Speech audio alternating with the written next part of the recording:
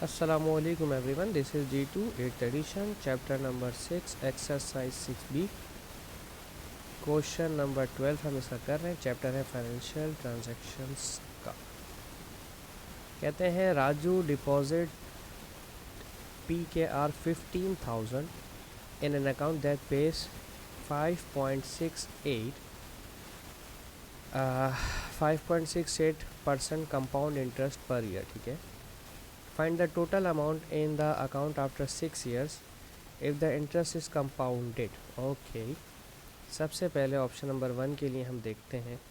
जो principal amount है वो है 15,000। ठीक है, और रेट ऑफ इंटरेस्ट कितना है 5.68%। ठीक है, और जो टाइम है वो दिया हुआ है 6 years। ठीक है, और हमें पूछा क्या है, if the interest is compounded. हमें इंटरेस्ट मालूम करना है।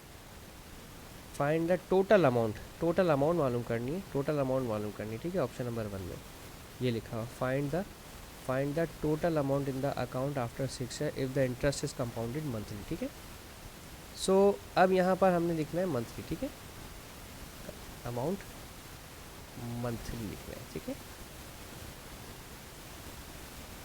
इसका फॉर्मूला थोड़ा सा चेंज होता है बस। ठीक है, वही लिखेंगे, principal 1 plus rate divided by monthly. ठीक है, upon 100 multiply by n into month. ठीक है, सही है, जितने भी हमारे पास होगा वो मंथ है ना, तो हम मंथली ही लिखेंगे इसमें। सही है, मंथली। सही है, अब प्रिंसिपल अमाउंट कितनी थी 15,000। 1 प्लस रेट कितना है 5.68, और मंथली का मतलब 12 महीने। 100 अपनी जगह पर रहेगा। टाइम n कितना था 6, और मंथली 12 महीने। ठीक है, 15,000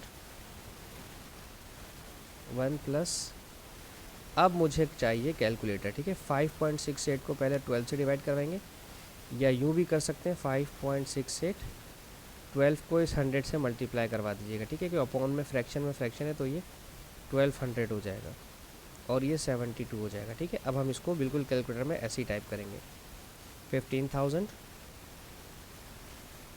ब्रैकेट 1 प्लस 5.68 डिवाइडेड बाय 1200 हो गया था, ब्रैकेट क्लोज, पावर पे लिखना है 72। ठीक है, ये आ रहा है 21,074। ठीक है, 21,704 नहीं, 21,074 था।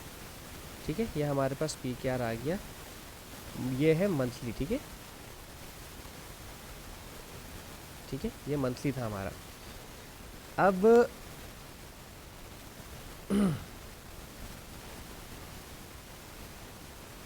हमारे पास है सेकंड ऑप्शन हाफ ईयरली का। ठीक, इसको स्क्रीनशॉट ले लीजिए, ये मंथली वाली स्टेटमेंट थी। ठीक है, अब इसका स्क्रीनशॉट ले लेते हैं। अब सारा डेटा यहीं से आगे चलेगा हमारा। ठीक है, अब इस पर हाफ ईयरली लिखना है। ठीक है, अमाउंट हाफ ईयरली,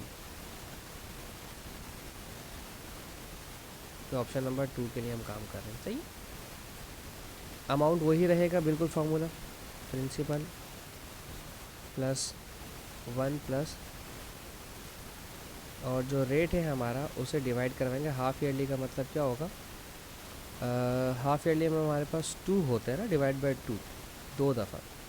महीने में एक साल में 12 महीने होते हैं, हाफ़ ईयरली का मतलब 2 हो जाएगा ये, और डिवाइडेड बाय 100, और number of years multiply by 2 कर देंगे, क्योंकि हाफ़ ईयरली साल में 2 दफ़ा इंटरेस्ट अमाउंट हमारा जाएगा। ठीक है, इंटरेस्ट जाएगा। 1 प्लस रेट कितना दिया है 5.68, इस 2 को नीचे से मल्टीप्लाई करवा दें। मैंने पहले भी 2 को 12 को मल्टीप्लाई करवाया था 100 से, अब भी वही कर रहा हूँ 200, और यहाँ पर 6 साल में 6 इंटू 2 12 हो जाएगा पावर। ठीक है, तो principal amount 15,000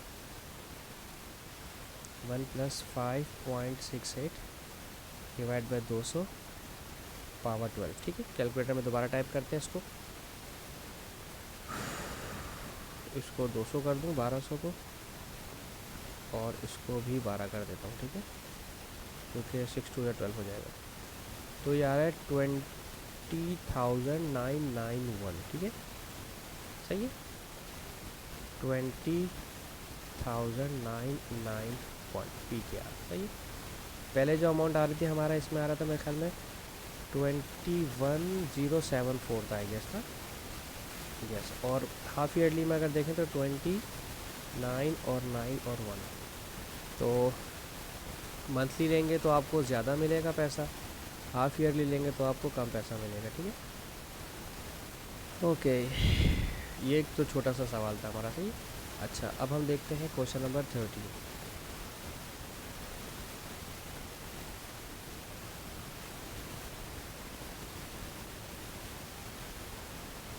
okay, sorry,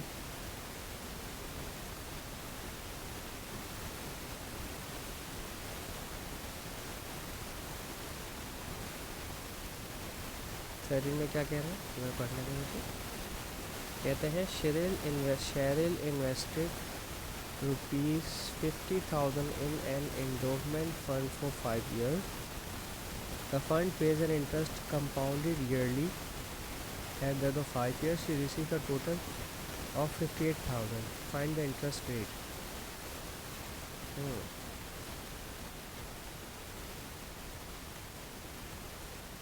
Sherrill ने 50,000 रुपये फंड डलवाए, 5 साल के fund pays interest of compounded yearly at the end of the 5 साल के बाद इन्होंने इतने पैसे दिए हमें।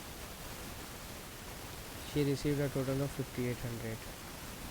Find the interest rate. Oh, rate मालूम करना है, नो प्रॉब्लम। सवाल समझ नहीं आ रहा था मुझे। 1 plus rate upon 100 into number of years, ठीक है। 50,000 की इन्वेस्टमेंट है और 58,000 हो गए हैं पैसे, ठीक है। 1 प्लस रेट अपॉन 100 और टाइम है 5 साल का, ठीक है। ये 50,000 पहले 3 जीरो तो इन 3 जीरो से कर लेंगे। 58 divided by 50 is equals to, अब बेसिकली मुझे 1 प्लस रेट अपॉन 100, यहाँ पर है पावर 5, ठीक है। तो अब मुझे यहाँ पर 5th रूट लगाना पड़ेगा, ठीक है। 5th रूट लगाना आता है किसी को? मैं आपको सिखा देता हूँ, ठीक है। इधर भी 5th रूट लगाए और इधर भी 5th रूट लगाएंगे हम, सही है। ये वाला तो 5th रूट इस 5 से कट जाएगा, तो ये तो आज़ाद हो जाएगा। 1 प्लस रेट अपॉन 100, ठीक है। मैं आपको यहाँ पर 5th रूट लगाना सिखाता हूँ। 58 डिवाइडेड बाई 50। आप शिफ्ट दबा के अगर अपना रूट का बटन प्रेस करेंगे ना, ये वाला, ठीक है, तो यहाँ लिखेंगे आप 5, 5th रूट बन गया ये, और 58 अपॉन 50, ठीक है। तो ये आ रहा है 1.030, 1.030। ये 1 वहाँ जाकर माइनस करेगा तो ये हो जाएगा 0.030, और वो 100 जो रेट को डिवाइड कर रहे हैं यहाँ कर मल्टीप्लाई करवाएगा, तो ये हो जाएगा 3%, ठीक है। तो रेट आपका कितना आ गया? 3%। वैसे मैं कोशिश करता हूँ वैल्यूज़ थोड़ी ज़्यादा ले लूँ। इसको 1 में से माइनस करते हैं, आंसर -1। इसको मल्टीप्लाई करवा के देखते हैं 100 से, 3.01, ठीक है। हम 3.01 लिख लेते हैं, मैं चाहूँ थोड़ा सा एक्यूरेट आ जाए, तो 3.01%, ठीक है।